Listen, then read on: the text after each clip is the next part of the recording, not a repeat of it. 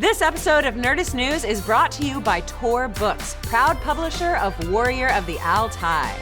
The PlayStation 5 has been confirmed, so what can we expect from it?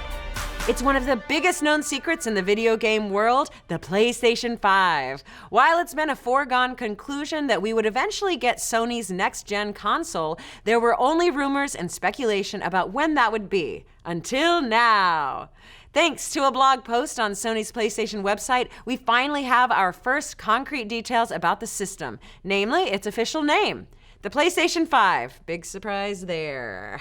And that it will be dropping on store shelves next year for the holiday season. Luckily, the details didn't stop there. Thanks to an exclusive with the folks over at Wired.com, we also found out a number of other cool tidbits, like how it will lose the traditional spinning hard drive for a solid state drive, which means not just quicker load times, but also more efficient access to a game's data.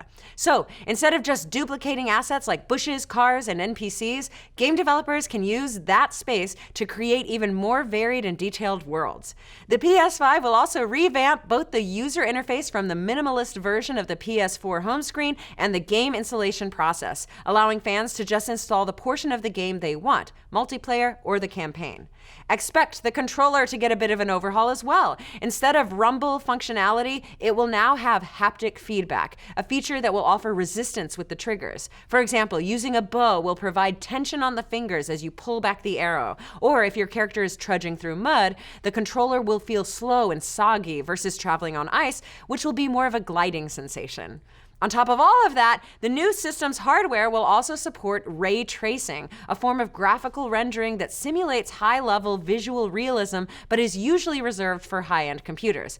All in all, of the minimal details given, these are all improvements that we can get behind. However, we still have so many boxes that need to be ticked on our PS5 wishlist, so let's break them down now.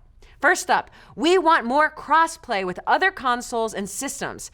It's well known in the gaming community that Sony has been very resistant to cross-platform play in years past, and while they recently started testing it out with both Fortnite and Rocket League, as gamers, we want them to fully embrace their Microsoft and Nintendo brothers as we head into this new era of gaming.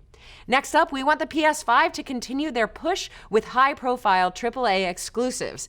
With every exclusive like God of War or Uncharted, Sony pushes the boundaries of their consoles and really shows us what the new system is capable of.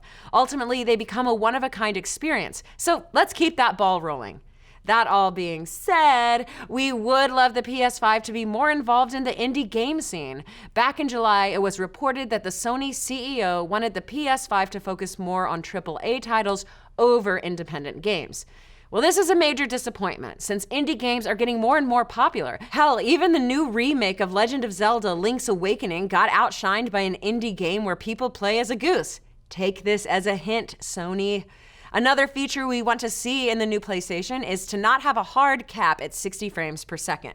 PC gaming has always had the edge with frame rates and resolutions, and we want to see a console step up to the challenge and push the boundaries of what consoles can do. Let people take advantage of their fancy monitors and TVs.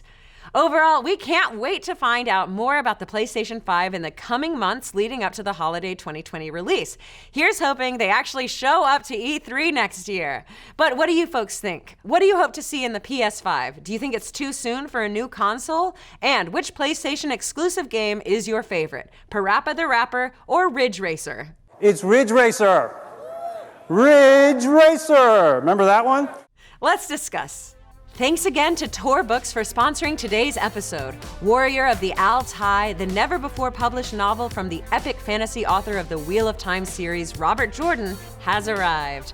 Bad omens are abound, and Wulfgar, a leader of the Altai people, must contend with twin queens, warlords, prophets, and magic in hopes of protecting his people and securing their future, all while the fearsome Fanghorn grow more numerous. Read Warrior of the Altai, available now wherever books are sold. For more info, follow @Tor Books. That's @TOR Books.